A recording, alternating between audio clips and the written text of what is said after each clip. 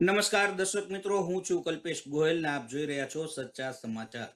આજે વાત કરવી છે રાજકોટની, અને આજ રાજકોટની વાત કરવા માટે આપણી સાથે નિર્ભય ન્યૂઝના ગોપીબેન કાંગર છે, તે આપણી સાથે જોડાય છે. ગોપીબેન, તમારું સ્વાગત છે. બિલકુલ કલ્પેશભાઈ. ગોપીબેન, આમ તો આખા ગુજરાત ઉપર તમારી નજર હોય છે, પરંતુ ખાસ રંગીલા રાજકોટ, અને આજ રંગીલા રાજકોટમાં રાજકારણ ખૂબ આમ જેને કહેવાય કે અટપટું અને અઘરું પણ ક્યાંક જોવા મળતું હોય છે. અને રાજકારણની ગમે તે ગતિવિધિ હોય, રાજકોટથી ક્યાંક એના શ્રી ગણેશ થતા હોય છે. એવી જ રીતે આજે વોર્ડ નંબર 11, 12, 9 અનેક વોર્ડની અંદર અનેક ડખાઓ ચાલી રહ્યા છે. પ્રથમ તો આપ જે રીતે આપની પાસે જે રીતે સમાચાર મળી રહ્યા છે, અને આપને જે રીતે રાજકોટની તાસીરની ખબર છે, શું માનો છો આ વખતે રાજકોટની તાસીર કેવી લાગી રહી છે? બિલકુલ આ વખતે કલ્પેશભાઈ આમ જોવા જઈએ ને તો રાજકોટના લોકોનો જે અસલી મિજાજ છે ને એ જોવા મળ્યો છે. આ અસલી મિજાજ એટલે કહી રહી છું કારણ કે ઘણી બધી જગ્યાએ જે રીતે ભારતીય જનતા પાર્ટીના ઉમેદવાર ત્યાં જાય અને મહિલાઓ બીફરે. ગઈકાલે પ્રદીપ ડવનો જે વિડીયો સામે આવ્યો કે જેની અંદર પ્રદીપ ડવ અને આમ આદમી પાર્ટીના કાર્યકર્તાઓ વચ્ચે બબાલ થઈ ગઈ, સાથે રમેશ રાજપરા કે જેમને લઈને પણ આખી આ બબાલ થઈ. માફ કરજો, રૂપાપરા, એમને લઈને જે રીતની આખી બબાલ થઈ, એટલે ક્યાંક ને ક્યાંક, કારણ કે રમેશ રૂપાપરા માટે તો એવું કહેવાય કે એ ચાણક્ય છે, રાજકોટની રાજનીતિના ચાણક્ય એમને ગણવામાં આવે છે. અને એ વ્યક્તિની પોતાની છબી એટલી મોટી છે કે ભારતીય જનતા પાર્ટીની ટિકિટ માટે એમની સાથે કન્સર્ન કરવું પડે રાજકીય રીતે, જેટલું મને માહિતી મળી છે. અને એમને ત્યાં લોકો ઘેરી વળે, આ તો ખરેખર ભારતીય જનતા પાર્ટી માટે વિચારવાની વાત છે. કારણ કે જગદીશ વિશ્વકર્મા જે વખતે રાજકોટ આવ્યા હતા, અને તમે જુઓ ચૂંટણીના પ્રચારના શ્રી ગણેશે તેમને રાજકોટથી કર્યા, કારણ કે એમને ક્યાંક ને ક્યાંક એક વસ્તુ ક્લિયર હતી કે જો રાજકોટ અને સૌરાષ્ટ્રમાં રાજકોટને મેનેજ નહીં કરવામાં આવે તો ડેન્ટ ખૂબ મોટો થઈ શકે. અને રાજકોટનો જે ડેન્ટ છે એ એમને ગોંડલ થી લઈને જુનાગઢ થી લઈને અમરેલી, ભાવનગર, વિસાવદર, આ બધી જ જગ્યાએ જોવા મળી શકે. ઓલરેડી વિસાવદર થી આમ આદમી પાર્ટી એની શરૂઆત કરી દીધી છે અને ગોપાલ ઇટાલિયા ધીરે ધીરે સ્પ્રેડ આઉટ થઈ રહ્યા છે. તો એમને રોકવા માટે શું કરવાનું? અને એની જ રણનીતિના ભાગરૂપે જગદીશ વિશ્વકર્માએ ત્યાંથી શરૂઆત કરી. સાથે જો કોંગ્રેસની પણ વાત કરવામાં આવે તો કોંગ્રેસ પણ આ વખતે ક્યાંક ને ક્યાંક જે રીતે પોતાની રણનીતિ બનાવી રહ્યું છે, અને ખાસ કરીને રાજકોટની અંદર એ વસરામ સાગઠિયા હોય કે અન્ય લોકો હોય, જે રીતે પબ્લિકની વચ્ચે જઈ રહ્યા છે, જે રીતે આખી અત્યારે ચૂંટણીનો પ્રચાર કરી રહ્યા છે, કમસે કમ અત્યારે એવું લાગી રહ્યું છે કે ફાઇટ બહુ ટફ છે. એ રાજકોટના કેસની અંદર અત્યારે જોવા જઈએ તો ઘણી બધી જગ્યાએ એવું લાગે કે બીજેપી વર્સિસ આમ આદમી પાર્ટીની ફાઇટ છે, પણ રાજકોટમાં આપણને એવું લાગે કે ત્યાં આગળ ફાઇટ જે છે બીજેપી વર્સિસ કોંગ્રેસ આમ આદમી પાર્ટીની છે. ક્યાંક ને ક્યાંક જે રીતે વોર્ડ નંબર 4 ની વાત કરું તો રાહુલ ભુવા ત્યાં આગળ જે રીતે એમનો ચૂંટણી પ્રચારમાં જે ભીડ મેં જોઈ હતી, સાથે જ જો વસરામ સાગઠિયાની વાત કરવામાં આવે તો ત્યાં આગળ પણ જે રીતની ભીડ એમના જવાથી થાય છે, અને જે રીતે એમને પોતે કામ કરી રહ્યા છે અને સતત પોતે કામ કરતા આવ્યા છે, તો આ બધું વસ્તુ જે છે ને એ ખરેખર એવું લાગે છે કે રાજકોટ કદાચ આ વખતે જે રીતે ગઈ વખતે રાજકોટમાં 68 જેટલી સીટો આવી હતી, આ વખતે ભારતીય જનતા પાર્ટી માટે એ જગ્યાએ પહોંચવું થોડું ટફ છે. પ્લાનિંગ, સ્ટ્રેટેજી બધું જ કરી રહ્યું છે. આજે ગૃહમંત્રી હર્ષ સંઘવીનો ત્યાં આગળ રોડ શો પણ થયો, અને રોડ શો ની અંદર પણ તમે જુઓ ને તો તમને જે ભીડ હતી, કારણ કે ગલી સાંકડી હતી, આપણને ભીડ ખૂબ દેખાતી હતી, પણ લોકોમાં જે ઉત્સાહ હોવો જોઈએ ચૂંટણી, અને ભારતીય જનતા પાર્ટીનો તો કાર્યકરથી ચૂંટણી જીતાય છે, એ કાર્યકરમાં જોશ નથી જોવા મળી રહ્યો. ગોપીબેન, ખાસ તમે જે રીતે રમેશ રૂપાપરાની વાત કરી, આમ રમેશ રૂપાપરાને સૌરાષ્ટ્રનો ચાણક્ય માનવામાં આવે છે. રમેશ રૂપાપરા વિધાનસભા કે લોકસભાની ચૂંટણી હોય ત્યારે તેની ખૂબ મહત્વની ભૂમિકા દેખાતી હોય છે. કોર્પોરેશનની ચૂંટણીમાં રમેશ રૂપાપરા માત્ર ખાલી કેન્ડિડેટ આપી દેતા હોય છે કે ફલાણાને ઉભો રાખજો ને આને ઉભો રાખજો. આ વખતે જ્યારે રમેશ રૂપાપરાને બહાર નીકળવું પડે અને લોકો એની વાત ન માને. આ વાત આટલા વર્ષોના ઇતિહાસમાં મેં કદાચ પહેલી વખત આવું સાંભળ્યું છે ને આવું જોયું પણ છે. કારણ કે રમેશ રૂપાપરા એ કીધું એટલે એ વાતનું સમાધાન 101% થઈ ગયું હોય. પરંતુ આ વખતે આ જેને કહેવાય કે ઓવર કોન્ફિડન્સ જે હોય છે તે ક્યાંક સીધો સામે દેખાણો અને એનો વિરોધ છે તે ક્યાંક પબ્લિકે પણ કર્યો છે એવું જરૂરથી લાગે છે. બિલકુલ કલ્પેશભાઈ, જો આમાં જોવા જઈએ ને તો રમેશ રૂપાપરા, જેમને આમ તો ભારતીય જનતા પાર્ટી માટે રાજકોટના ચાણક્ય ગણાય છે, પણ આ વખતની સ્થિતિ કંઈક અલગ છે. ત્યાંના જે લોકો છે, તમને કહું, નેહલ શુકલ, જે રીતે એમનું નામ આવ્યું, અને જે શૈલેષભાઈ જેમને ટિકિટ આપી હતી અને એમની ટિકિટ કપાઈ, એટલે શૈલેષભાઈ ખુશ તો નહીં જ હોય.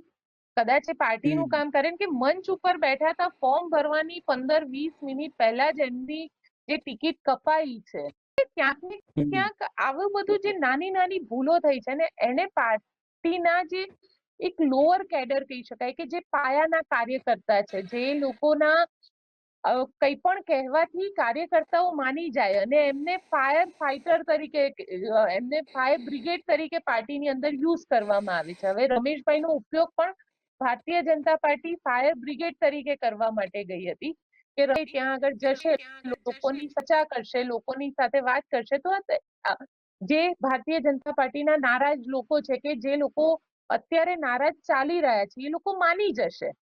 પણ એમનો જે રીતે વિરોધ કરવામાં આવ્યો, કે એમની સાથે જે રીતે બોલવામાં આવ્યું, તો એ ક્યાંક ને ક્યાંક એટલું ચોક્કસથી લાગી રહ્યું છે કે આ વખતે પાયાનો જે કાર્યકર છે એ માનવા તૈયાર નથી.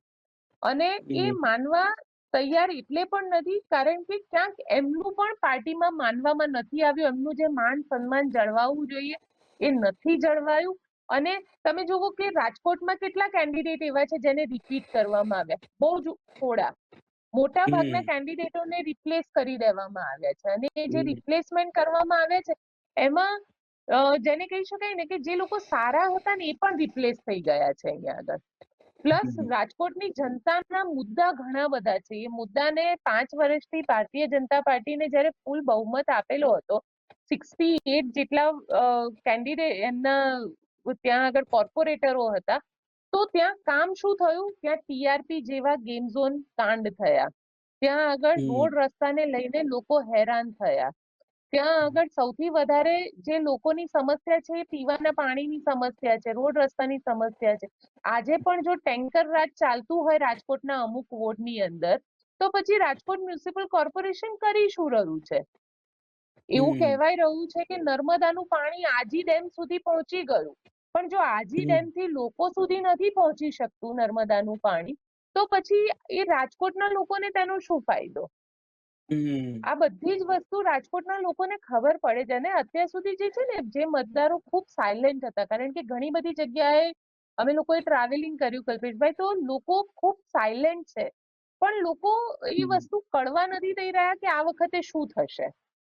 વિરોધ પણ એટલો જ છે, પણ સામે બેટર ઓપ્શન મળતો હોય તો લોકોને વાંધો નથી.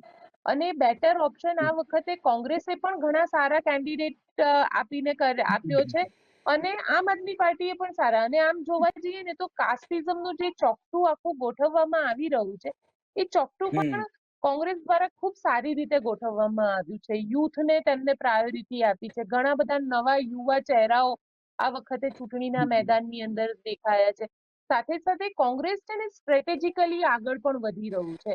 ભલે અત્યારે તમને એવું લાગે કે કોંગ્રેસ ક્યાંય નથી, પણ કોંગ્રેસની જે સ્ટ્રેટેજી છે એ સ્ટ્રેટેજી કંઈક, એ લોકો છે ને પાયાના કાર્યકર્તાઓ સંગઠનને એક્ટિવ કરી દીધું છે, જૂના જે લોકો છે એ લોકોને એક્ટિવ કરી દીધા છે. એટલે કોંગ્રેસ એ રીતે પણ અત્યારે જે કામ કરી રહ્યું છે ને, ખૂબ સાયલેન્ટલી કામ કરી રહ્યું છે. તો એમાં કદાચ એવું બની શકે કે કોંગ્રેસને ફાયદો ચોક્કસથી આની અંદર થઈ શકે. ગોપીબેન, ખાસ એવું માની શકાય છે કે જે રીતે આમ આદમી પાર્ટી જે રીતે મેદાનમાં આવી, એમાં પણ ખાસ ગોપાલ ઇટાલિયા આવ્યા, અને જે રીતે એક લોકોનો ક્યાંક ચહેરો એમને ગમતો થઈ ગયો. ગોપાલ ઇટાલિયા એવું કહી શકાય કે લોકોને બોલતા કર્યા, અને એક જે પોતાનું હક છે, પોતે જે ટેક્સ ભરે છે એનું પૂરેપૂરું વળતર મેળવવાનો હક છે તે ક્યાંક પ્રજાનો જરૂરથી છે. આ ક્યાંક એમને શીખવ્યું છે અને એટલા જ માટે એવું કહી શકાય કે રાજકોટના જે મૂંગા બનેલી પ્રજા હતી તેને સૂર ઉપાડવાનો વારો આવ્યો. ક્યાંક થાળી વેલણથી ટકોર કરવામાં આવી. અમુક જગ્યા ઉપર ધારો કે વોર્ડ નંબર 1 ની વાત કરીએ તો ત્યાં ઓસ્કાર સ્કાય પાર્ક કરીને છે સોસાયટી, તેના રહીશોએ તો સીધું બોર્ડ મારી દીધું કે ભાજપના કોઈ પણ લોકોએ પ્રવેશવું નહીં, કારણ કે અમને વર્ષોથી અહીંયા ઘણા વર્ષોથી અમે રજૂઆત કરીએ છીએ, નથી અમને સ્ટ્રીટ લાઇટ આપવામાં આવી, નથી અમને રોડ બનાવી દેવામાં આવ્યો. તો આ રીતનું જ્યારે લોકો જ્યારે બોલતા થઈ ગયા છે ત્યારે રાજકારણીઓને ભાગવાનો વારો આવ્યો છે એવું માની શકાય છે.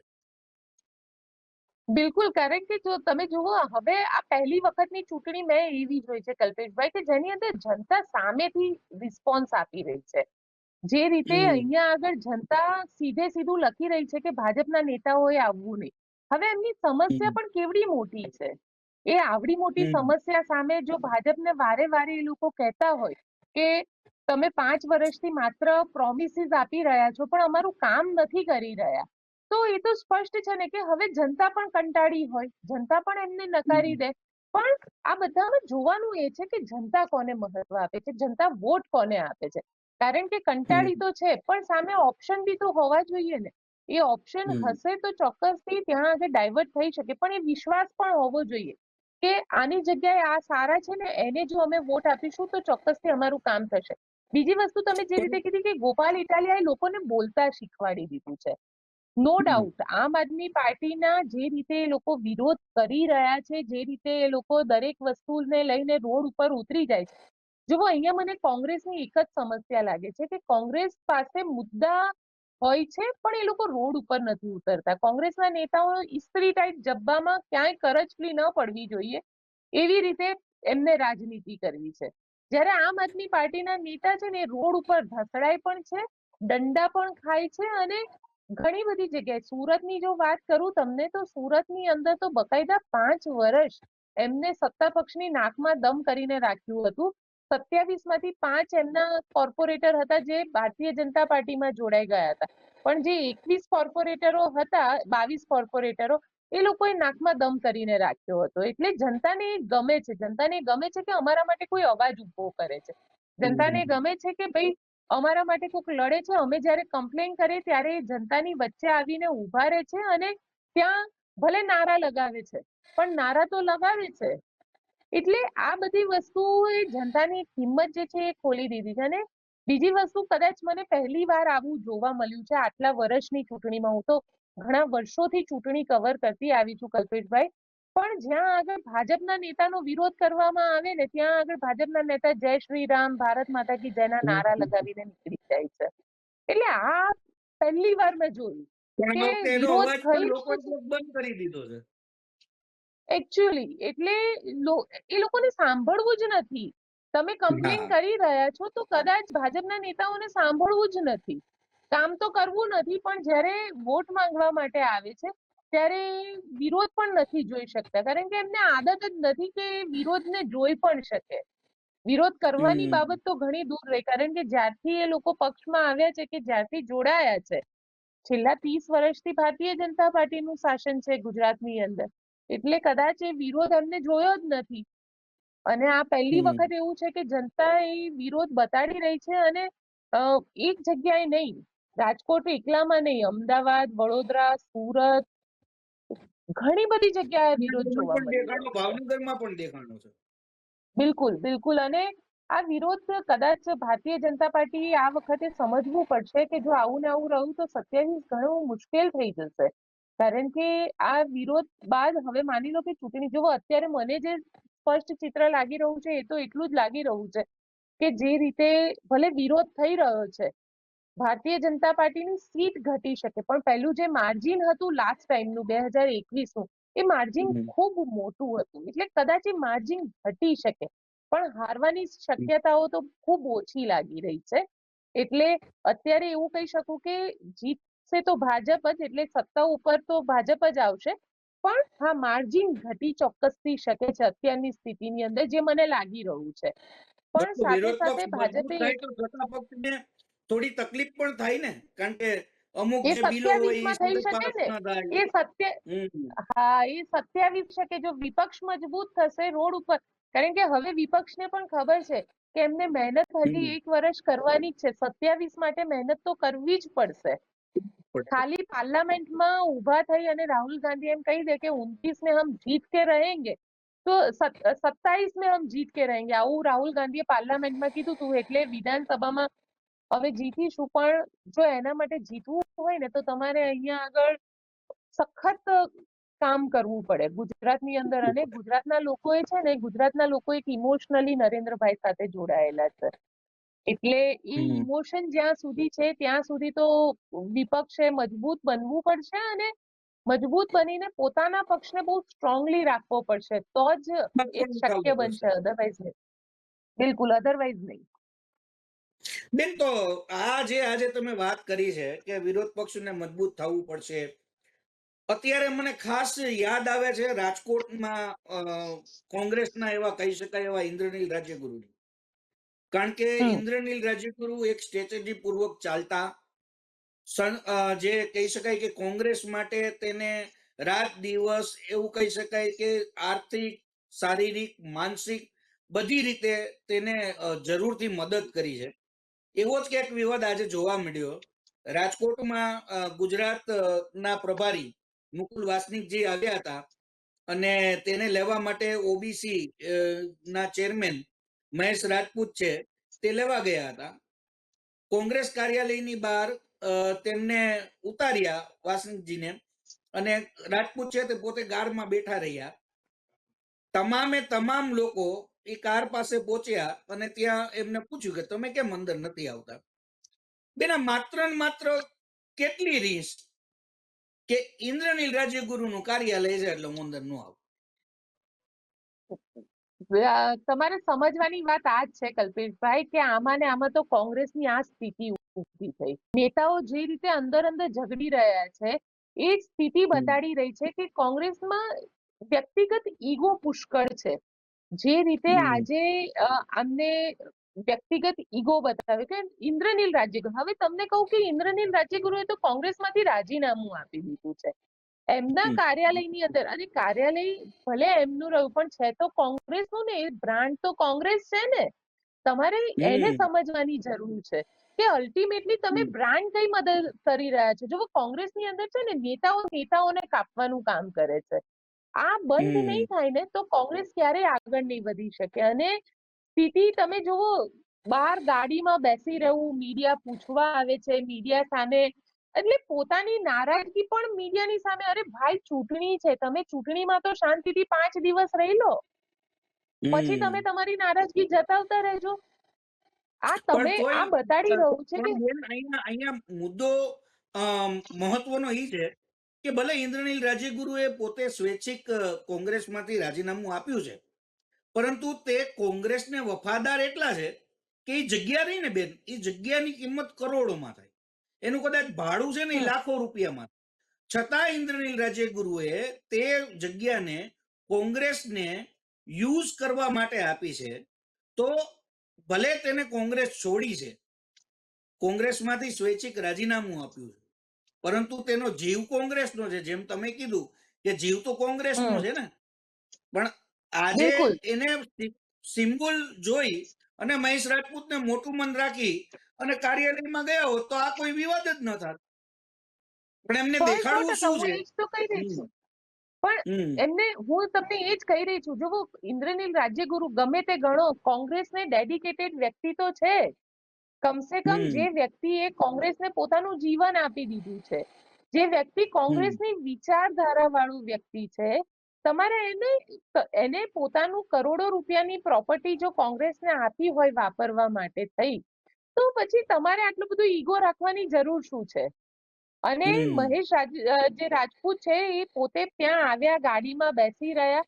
અરે તમે એક વસ્તુ વિચાર કરો, એક સમય હતો કલ્પેશભાઈ, કદાચ તમને પણ યાદ હશે કે 2015 નો એ સમય, 12-17 જે ચૂંટણીઓ થઈ, આ બધી હમ ચૂંટણીમાં સૌરાષ્ટ્રની અંદર અને ખાસ કરીને રાજકોટમાં ઇન્દ્રનીલ રાજ્યગુરુ એકલા હાથે આખી કોંગ્રેસ ભારતીય જનતા પાર્ટીને હંપાવતા હતા.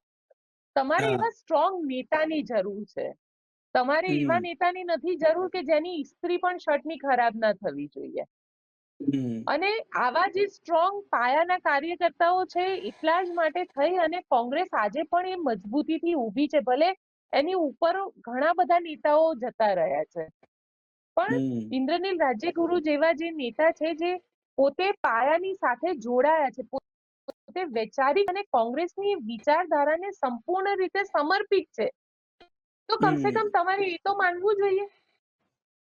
હમ એટલે અહીંયા આજે મહેશ રાજપૂતે જે કર્યું ખરેખર, એટલે આમ જોવા જઈએ તો ચૂંટણી સમયે આ બધું કરવું, તમારી નારાજગી છે તો નારાજગીને દૂર રાખો. તમે કમસે કમ થોડો સમય તો એ વસ્તુને ટોલરેટ કરી લો. એકવાર સત્તા આવે પણ પછી બેન જોઈ ક્યાંક લેજો. પણ બેન ક્યાંક એવું નથી લાગતું કે મહેશ રાજપૂતે એક આ સ્ટન્ટ કર્યો અને આ સ્ટન્ટ જે છે તે બરોબર એમને જ્યાં પીચમાં ટપ્પો પાડવો હતો ત્યાં એને ટપ્પો પાડી દીધો, એવું નથી લાગતું? એટલે હવે એ તો મહેશ રાજપૂતને ખબર કે એ શું વિચારીને એમને આ આખી રણનીતિ કરી હશે, પણ જનતા ઘણું બધું સમજી ગઈ. આમાં જ કોંગ્રેસને તકલીફ થાય છે. જનતા જ્યારે સમજી જાય છે ને કે કોંગ્રેસની અંદર શું ચાલી રહ્યું છે, તો પછી એ લોકો એમ વિચારે કે આ અંદર અંદરના પ્રોબ્લેમ સોલ્વ નથી કરી શકતા, તો પછી અમારા પ્રોબ્લેમ ક્યાંથી સોલ્વ કરી શકશે? અરે ભાઈ, ચૂંટણી છે, તમે આ બધું હમ છોડો, ચૂંટણીના કામમાં લાગો. ઇન્દ્રનીલ રાજ્યગુરુ મોટા થાય છે કે નથી થતા, અરે તમે એને જો એ કોંગ્રેસ માટે એ વિચારધારાથી સમર્પિત હોય, કેટલા નેતા અત્યારે વિચારધારા, અર્જુન મોઢવાડિયા જેવા મોઢવાડિયા જતા રહ્યા ભારતીય જનતા પાર્ટીમાં. જે હમ લોકો સમર્પિત છે કમસે કમ એમને તો સાથે લઈને ચાલો. હમ 100% બેન. એક તો મને અત્યારે છે ને બે વ્યક્તિ અત્યારે ખૂબ રાજકોટ માટે યાદ આવે છે. એક વિજય રૂપાણી, કે જે ઘીના હમ ઠામમાં ઘી પાડી દેવા માટે એવું કહી શકાય કે ખૂબ નિષ્ણાંત હતા, ખૂબ માસ્ટર માઇન્ડ હતા એ. અને બીજું, એમની જે રીતની વિચાર શક્તિ હતી, જે તેમનું સમજવાનું હતું કે આ વોર્ડની અંદર આવું કંઈક થશે, હો તમે ત્યાં જઈ આવજો, હમ ફલાણા ફલાણા ભાઈને સાચવી લેજો. આજે આ માર્ગદર્શન છે તે રાજકોટમાં વિજયભાઈની 100% આ પેલી ચૂંટણીની અંદર ખામી જરૂરથી દેખાણી છે. બીજી તરફ જે રીતે ભારતીય જનતા પાર્ટીએ સૌરાષ્ટ્રની જે રીતે અવગણના કરી છે, જે રીતે સૌરાષ્ટ્રના અમુક જે નેતાઓ હતા તેને દૂર કરી નાખ્યા, બાદ બાકી કરી નાખી, એવું સીધું કહી શકાય છે. આ ખામી જરૂરથી દેખાય છે. અને બીજી તરફ કોંગ્રેસની વાત કરીએ તો કોંગ્રેસમાં ચૂંટણી ના જે સમયગાળો હતો તેના થોડા મહિનાઓ પહેલા ઇન્દ્રનીલ રાજ્યગુરુનું આ રીતનું પોતે જાહેર જીવનમાંથી છોડી દેવું તેવી તેને વાત કરી હતી. એટલે આ બે જ લોકોની જરૂરથી આ ઇલેક્શનની અંદર ખામી દેખાતી હોય એવું નથી લાગતું આપને?